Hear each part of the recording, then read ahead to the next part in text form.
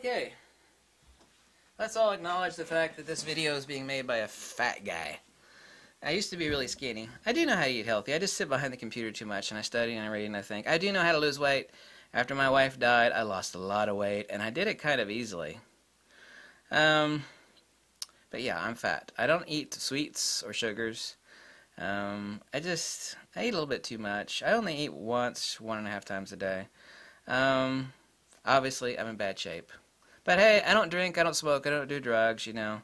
Y'all gonna die, what are you gonna do? You're gonna leave a good-looking corpse. The important thing is, there's an ancient Chinese saying that says that towards, at the beginning of the Kali, it's an Indian saying, yeah, at the beginning of the Kali Yuga, which means the end times, and this is not like an end times video, but this is so true and accurate.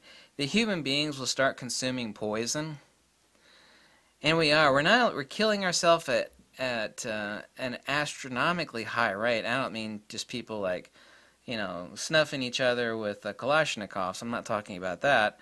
I'm talking about the fact that we bombard our entire Earth is bombarded with.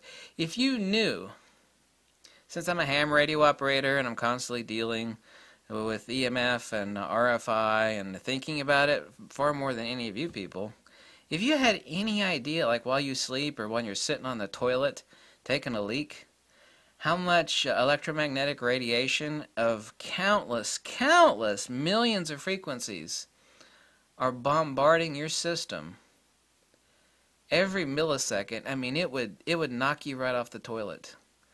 We're eating and consuming cancerous trash. It's like, yeah, I just saw you drinking a Diet Coke on the last live stream. Yeah, I know all of this. I'm guilty. I'm not saying I'm a saint by any means, all right? So you can shut the heck up with that nonsense. But, you know, humans are consuming poison. We're flooding. And Eric Dollard, for example, went to visit a guy who lived near a couple cell phone towers and something else. And some people are really hypersensitive to this. The guy was literally going crazy. And he shielded his room with a copper mesh. He made a Faraday cage. And it completely turned around the guy's life.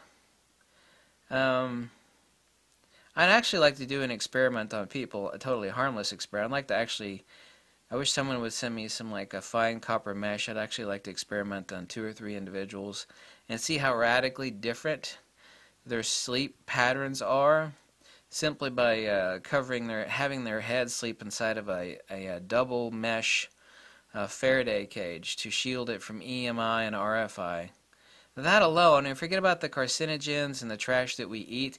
Yeah, I knew the Romans ate lead. I mean, humans have been poisoning themselves for ages, you know. The Romans actually shredded lead because of the taste. You ever tasted lead? I bet most of you never don't know what lead tastes like. I mean, you know, if you actually chew on a piece, I don't mean swallow it, but actually like lick some lead, it has a really interesting taste. Licking a little bit of lead isn't going to kill you, for Christ's sakes. So the Romans would actually shred it and stick it in their food. I mean, people got by with that for years, you know, before kicking the butt. So human beings have been killing themselves for that. That's just stupidity. But I mean, now what human beings are doing, you actually have to crawl into a deep-ass cave.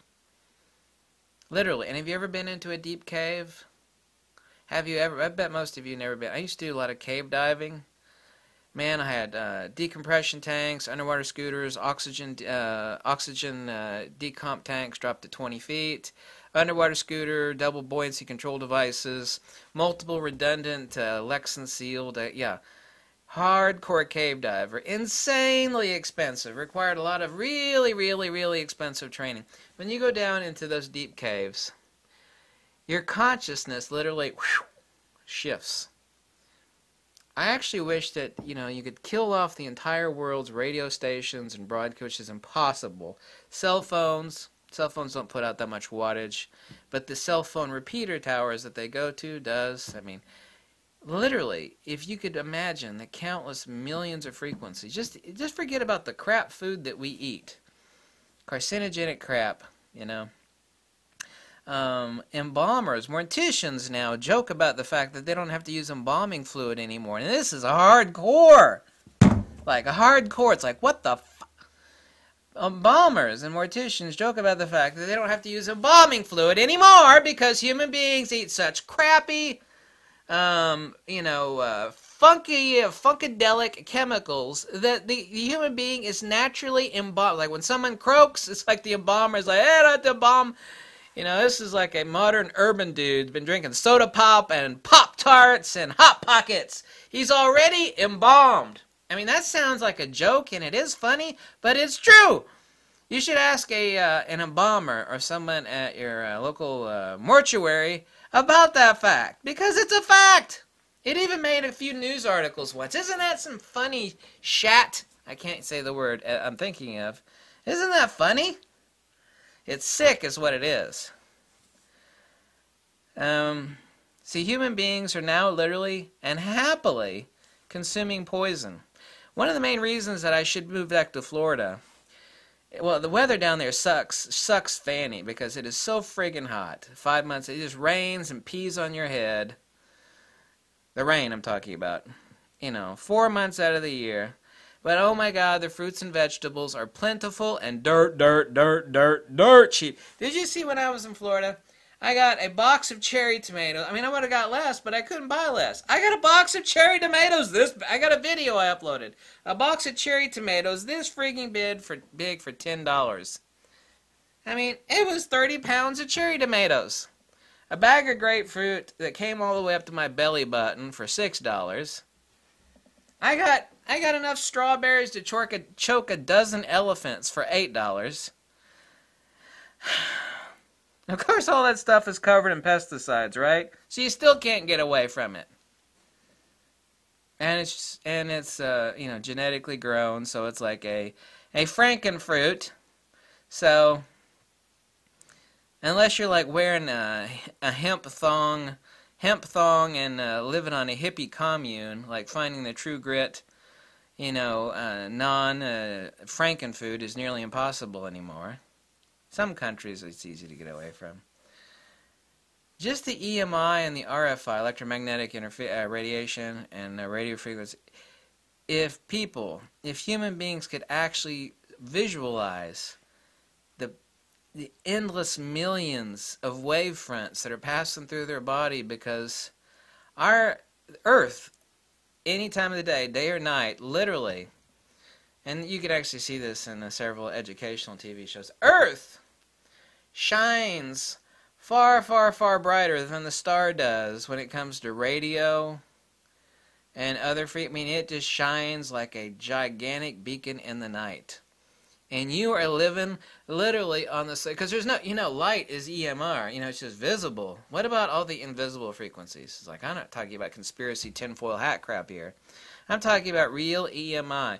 Broadcast stations, cell phone repeaters, cell phones, radio. Oh my God, it's endless. You're living on top of a light bulb that is bombarding you with endless shortwave, UHF, VHF frequencies, endless millions, day and night, no matter whether you're sitting on the toilet, sleeping in your bed, or hunkered in the bottom of your basement. You are being bombarded. And this is why human beings are psychotic now. We wonder now, like how, and this is really the truth. Here, you want to know a big secret? Here's a big secret. We can't even imagine, if you could read, I bet most of you have never even read like the works of Plotinus or Dumatius or Simplicius or Syrianus or Proclus or Numenius, these hardcore Greek Platonists, like, how the hell did they come up with stuff like that? We're so advanced, we got our computers and our cell phones or digital cameras. They didn't live the high life. I'm not saying they lived very long, because life was hard, but their brains also weren't being bombarded by countless millions and millions every millisecond of frequencies. Their brains could actually work. Human beings now, if there's any real conspiracy on this earth, any real conspiracy, that would be it. However, everybody would have to be in on it, which we all are. If there's any true conspiracy that's not really a conspiracy but is a conspiracy, it's like, what the hell does that mean? It makes perfect sense if you think of it. That would be it. Human beings are a bunch of mindless sheep. We're walking around like delusional, depressed robots.